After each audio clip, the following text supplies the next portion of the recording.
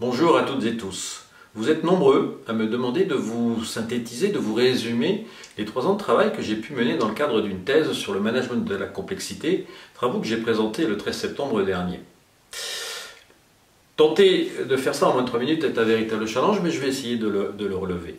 D'abord, ce travail s'adresse aux dirigeants ou aux top managers. Ensuite, ce travail s'organise autour de 7 clés qui permettent de réfléchir différemment pour aborder la complexité d'aujourd'hui, que ce soit une complexité stratégique ou la complexité liée à une crise de temps court ou de temps long. Voyons ces 7 clés. La première clé est de savoir ce qui est compliqué et ce qui est complexe. Le compliqué se résoudra avec les outils logiques, se résoudra avec l'expérience, le savoir-faire, la règle, la norme, le process. Par défaut, le complexe ne peut pas faire appel à ce type d'outils. En effet, le danger, c'est qu'avec nos cultures occidentales, nos cultures cartésiennes, nous appelons systématiquement, quelle que soit la nature du problème, les outils qui sont normalement adaptés au compliqué. Et évidemment, ils ne permettront pas de résoudre la situation complexe dans son ensemble. La deuxième clé nous emmène sur une réflexion sur le temps. Non, le temps ne s'accélère pas. Mais aujourd'hui, l'accélération du flux d'informations et de données auxquelles le dirigeant doit faire face crée un véritable asservissement. Cette mythologie de l'action dans laquelle nous sommes nous empêche d'aborder la complexité de façon correcte. Donc oui, pour aborder la complexité, il faut se créer un nouvel espace-temps de réflexion et de travail. Cette réflexion nous emmène ensuite vers la théorie du chaos. Avec René Descartes, nous avons appris à simplifier les problèmes. Depuis, Edgar Morin, pape de la complexité, nous a appris qu'à trop simplifier, nous amputons la réalité. Cette réalité complexe est en fait composée de systèmes, de sous-systèmes. Ces systèmes sont en équilibre, plus ou moins, peuvent passer en déséquilibre quand il y a des bifurcations, des événements. De ces bifurcations, le déséquilibre peut devenir une véritable résonance. Cette résonance, ce sont les problèmes qui s'accumulent. La résonance peut même aller jusqu'à détruire le système. Système, sous-système, équilibre, déséquilibre, résonance sont des mots de la théorie du chaos. Se pencher sur la théorie du chaos est extrêmement intéressant pour pouvoir visualiser de façon beaucoup plus efficace son système complexe et éviter de l'amputer par la simplification. Une autre visualisation de son système complexe est possible et c'est la 4e clé.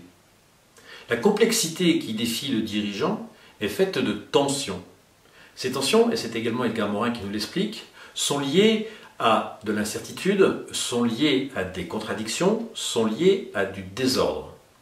Pouvoir visualiser et dessiner son système de tension, le système de tension auquel on est confronté, permet d'ouvrir des champs de réflexion nouveaux pour, non pas forcément résoudre directement la complexité, mais beaucoup mieux comprendre son origine, beaucoup mieux comprendre le système complexe et à partir de là, action après action, pouvoir l'influencer jusqu'à le ramener, pour reprendre la théorie du chaos, à l'équilibre.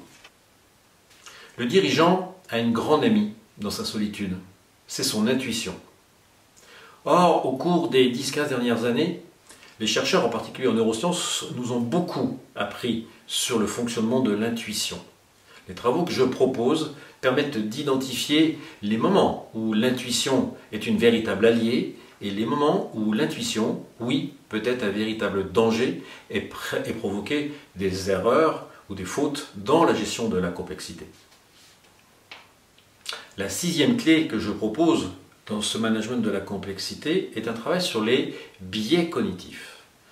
Notre cerveau a quelquefois tendance à travailler en dehors de notre propre volonté. En effet, il est déformé par notre histoire, notre culture, notre religion, notre famille et l'entreprise et la culture de l'entreprise dans laquelle nous travaillons. Et cette façon inconsciente de travailler qu'il a provoque des amputations de la réalité. Ces biais cognitifs ne sont pas forcément corrigeables, les chercheurs nous l'expliquent. Par contre, comme il provoque toujours le même type d'erreur, on peut identifier ces erreurs de telle façon à ne pas les provoquer et donc se protéger contre ce fonctionnement inconscient de notre cerveau que sont les biais cognitifs. La septième et dernière clé nous emmène sur la gestion des contraires et nous emmène sur la pensée dialogique, qui est un concept également présenté par Edgar Morin. Pour faire simple, face à un problème compliqué, vous pouvez avoir deux solutions, aller à droite ou aller à gauche. Vous allez décider d'aller à droite ou à gauche. Dans la complexité, et en particulier parce que nous avons vu le système de tension, il peut être nécessaire d'aller à droite et à gauche en même temps. C'est ce fameux « en même temps » qui fait la pensée dialogique. Évidemment, nous sommes assez peu entraînés à travailler de cette façon-là. Notre cerveau, généralement, le refuse. Les travaux que je propose donnent quelques éléments pour aborder cette pensée dialogique et être beaucoup plus à l'aise dans la gestion des contraires. Résumons. Vous savez maintenant faire la différence entre le compliqué et le complexe. Vous savez que pour aborder la complexité, il faut travailler dans un autre espace-temps. La théorie du chaos vous permet une visualisation de vos systèmes complexes. Le système de tension vous ouvre d'autres pistes de réflexion pour aborder la complexité. Vous savez que votre intuition peut être une alliée, mais peut présenter également des dangers. Vous avez pris conscience de vos biais cognitifs et vous êtes beaucoup plus à l'aise avec la gestion des contraires. Vous êtes mieux armé maintenant pour faire face à la complexité qui peut vous défier au quotidien dans votre réflexion stratégique ou dans une gestion de crise. Si en plus vous avez compris que maîtriser la complexité est en fait un rêve, vous êtes en capacité maintenant de déclencher les actions pour maîtriser de plus en plus ces systèmes complexes, de rentrer dans leur mouvement, de telle façon à pouvoir petit à petit espérer les ramener à une position d'équilibre.